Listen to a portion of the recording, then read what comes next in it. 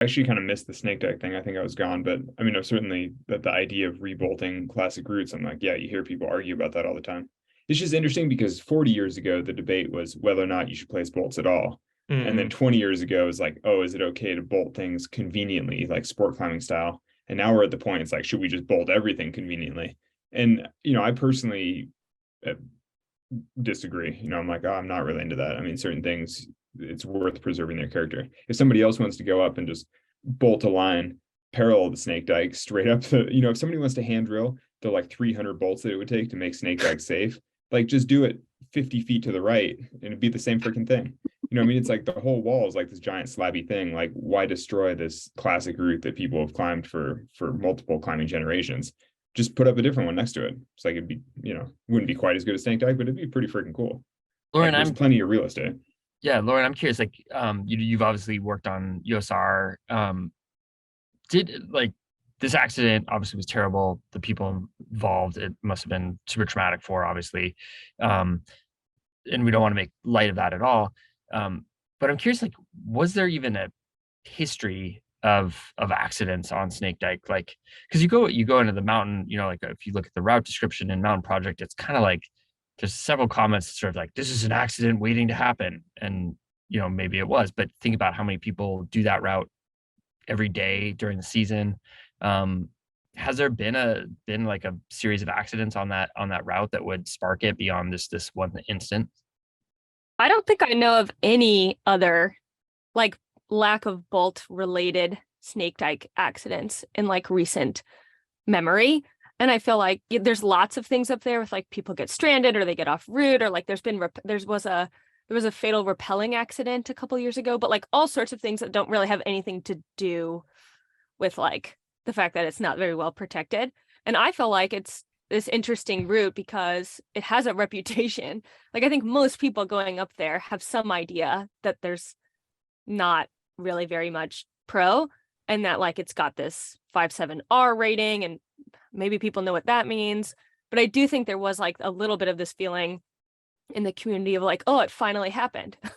Like for years, people have been like, if you fell, you could get super messed up on snake dike, but like it's really moderate, and not just like moderate for Alex and Jonathan here, but like truly moderate, And then I think that like the fact that most people can climb it is what has kept there from being accidents there before. And even in this accident, like this person got off route and was trying to down climb back to the anchor, and that's like when this slip happened. And so I feel like even that is like a little bit outside the normal realm of like how most people climb it. And we're talking about, like, I tried to do the math, I was like, it's definitely a few hundred ascents a year, like with really good weather and like a great long summer season, like I don't know, at least 500, I would think. And so it's like, I don't know, at that rate, you're like, the odds are pretty, like it is like pretty surprising that it happened, even though the risk has like been there this whole time, because I feel like most people just don't fall at all when they climb snake dike. I think you raised an interesting point also, that nobody gets on snake dike by accident. It's not like a sport crag where Totally. you never know what the route's going to have. It's like the thing about snake dike is you're doing a 2-hour approach. It's a valley, maybe not test piece, but like a valley classic. Like everybody knows about it. You have to choose to go there. It's hard to get there. I mean, just to get to the base requires a fair amount of research, like figuring it out with maps and stuff. It's not easy to get to snake dike. And so you for sure have looked at the topo and like researched the route fairly extensively. So I don't know. I think there's an interesting ethical thing there that, for a route that you have to seek out and really put effort into climbing to begin with, you probably have a lower standard for safety. It's like if you're at a sport crag and someone's just going to like randomly try it sometime, be like, that one looks cool, then maybe there's a higher bar for how safe the route should be, because people might just wind up on it, even though it's over their head. But nobody just winds up on snake dike. It's like really hard to get there. Mm-hmm. Well, I think too, inherently, like I know as a person that, does not climb at the level that Jonathan and Alex climb at, that when but pretty close actually, in the grand scheme of things, you basically do. Thank you. I mean, let's definitely put that on the podcast. Yeah, put that on the podcast. Well, the thing is, I mean, for anyone listening to this, like the difference between 14 minus and 13 plus, I mean, JSR, I guess, is like 15 minus, but either way, 13 plus to 514, it's like kind of the same freaking thing. You know what I mean? To Well, someone I who's climbing mean- 5'8", they're like, it's all insanely hard. Yeah, I to me, appreciate- they're all the same. Yeah. I really appreciate that. But I feel nowhere near where you guys are at. But I do think that like when I go trad climbing, I'm accepting a higher level of risk because I know that most of the time when I'm trad climbing, there's probably going to be sections where there's no gear to place for significant periods of time, or I might run it out for a specific purpose. Versus when I go sport climbing, I more have the mentality of like, this is going to be a fun day where I'm going to try hard and I'm not going to worry about my safety, you know? Mhm. And so I think that it is different because in trad climbing, you're, I think for the most part, accepting more risk. And when you're sport climbing, you're more likely to assume that there shouldn't be any risk.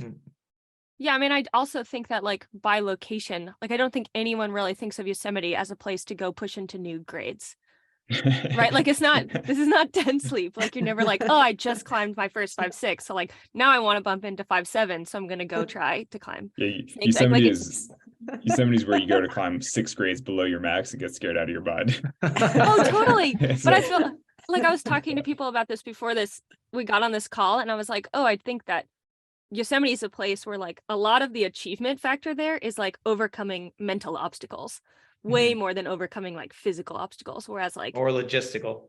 or logistical or anything, but it's like really, you have to be pretty good to like be physically climbing at your limit in Yosemite. Like you shouldn't you shouldn't fall on moderates in Yosemite anywhere because they're so low angle that like even if you sewed them up, you'd probably break your ankles, you know?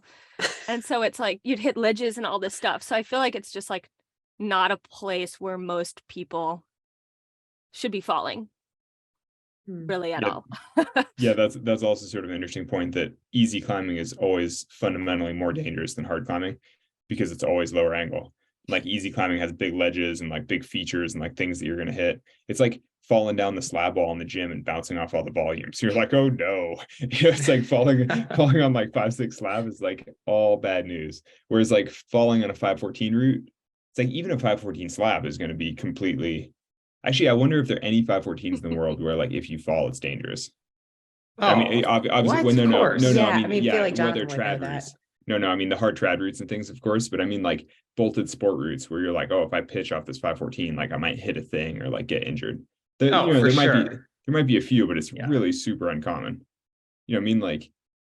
Like you go up to Clark Mountain or something, and there's not a single route where you can hit anything if you fall off. Like even the easier grades, you know, it's like a lot of sport grads they're just inherently safe. Like you could fall at any bolt on any route and not touch anything because they're steep or they're clean.